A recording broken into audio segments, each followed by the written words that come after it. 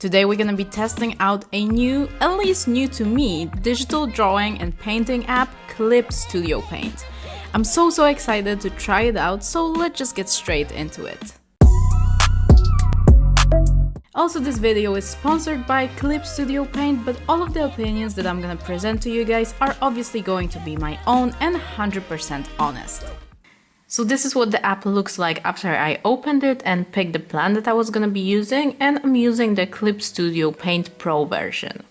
So as you can tell, the layout is pretty standard for any digital program, let's say. We have the menu panel on top and then the toolbar on the left side, which is quite standard, like I said.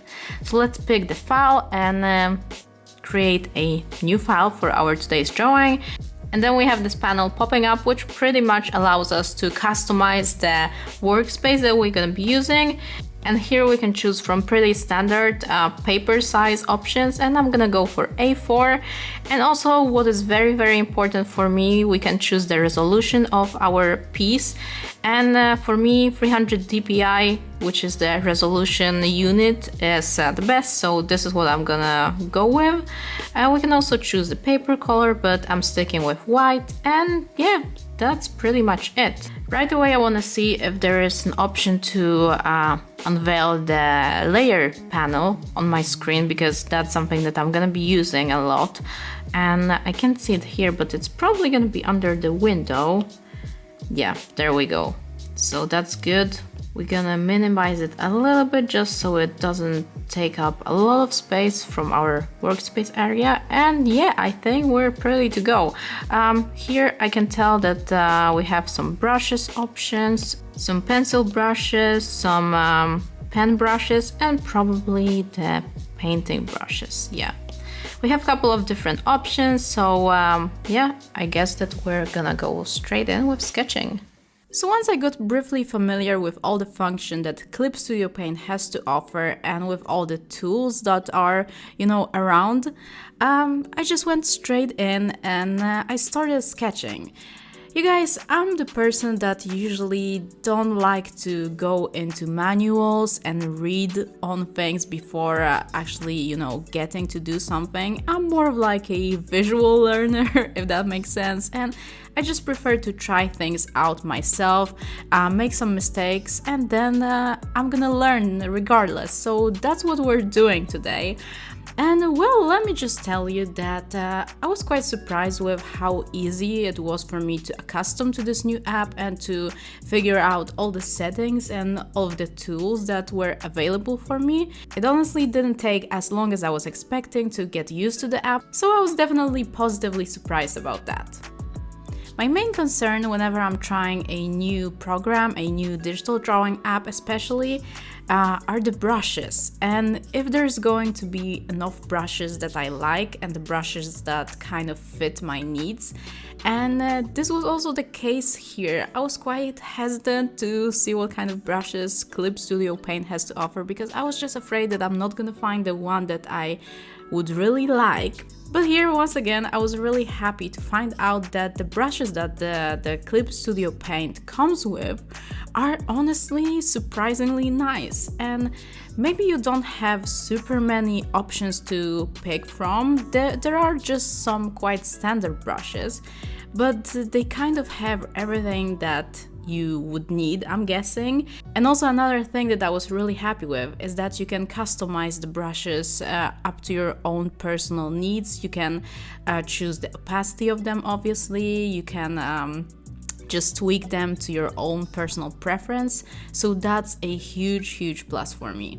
And despite of the regular brushes like pencil, fine liner kind of brushes and painting brushes, there are also the brushes that have some sort of texture to them. There are the ones that look just like flowers, leaves, stars, so that's quite interesting. So if you're someone that likes to use those kind of brushes in your work, I bet that you'll be happy with the selection that Clip Studio Paint has to offer.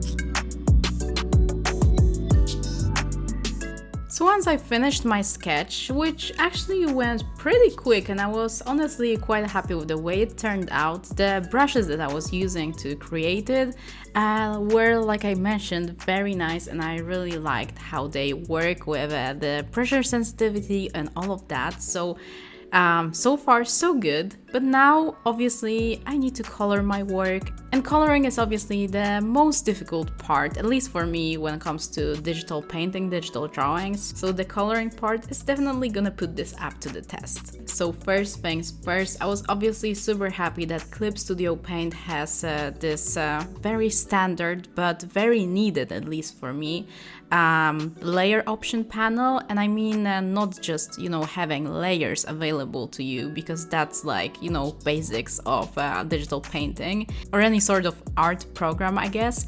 But I specifically mean the layer options like multiply, overlay, darken, and those kinds of options, because I tend to use them a lot and these are crucial for me. And along with that, I was also happy to see that Clip Studio Paint has those alpha lock options and clipping masks, because these are also essential in my work. So yeah, that's another huge plus for me. And the brushes that I was using to color in my artwork, I think that these were some sort of watercolor brushes. I was so impressed by how interesting they kind of worked while I was coloring my piece, because I honestly didn't even use any sort of blending tool, which I'm so used to using, honestly, whenever I'm doing some sort of digital illustration. But here, the brushes were sort of blending the colors with each other as I was applying the color. So that was something very new to me, and I honestly really enjoyed it. But now when it comes to the disadvantages that I noticed, there are actually two that were quite concerning to me, that were quite annoying throughout the process. The first tool that I'm not a fan of is the transform tool. And here, I don't know if that was just my mistake and I am still not sure how to use it properly, but I mean, I've used the transform tool on many different apps and I think I kind of know how it's supposed to work, So the thing here was that I was selecting some part of the drawing and I just couldn't scale it down or up, and that was kind of annoying. But eventually I figured out how to do that, but it just took me a little bit of time and unnecessary effort, I feel like. So yeah, that was something that I just couldn't get the hang of properly, I would say. But well, I think that within some time you probably are gonna be able to adjust this transform tool to your own personal preference and get the hang of it better than I did. So yeah, that's just some minor disadvantage for me. And another thing that I found quite hard and quite difficult to tweak to my own personal preferences is the panel with the brush size. I just couldn't get my brush size to the size that I needed it to be, kind of. I mean, don't get me wrong, I really know how to adjust my brush size to the size that I need, but I felt like it was really not intuitive, and even when I was tweaking my brush size just up a little bit, I feel like the gap between the size that I had and the size that I wanted was just too big. It wasn't just intuitive, so that was something that took a lot of unnecessary time, and I needed to go back and forth to adjust my brush to the size that I wanted. So that's something that probably needs a little bit more work from Clip Studio Paint side, but yeah, like I said, I feel like these are the things that once you get used to the app and once you use it more and more, you're gonna get very used to and you're gonna get more familiar with, so you probably won't find it as annoying, let's say, as I found it now. So I wouldn't mind that much, but obviously I wanted to tell you guys what kind of options didn't work for me as well as I was expecting them to. So well, overall, I'm very happy that I got the opportunity to try out Clip Studio Paint, because I'm definitely gonna be using this app more often for my future illustrations. I like that this app has so many options to offer, so many tools in one place. And it's honestly just so intuitive, so easy to use, so I'm sure that I'm gonna get plenty of use out of it.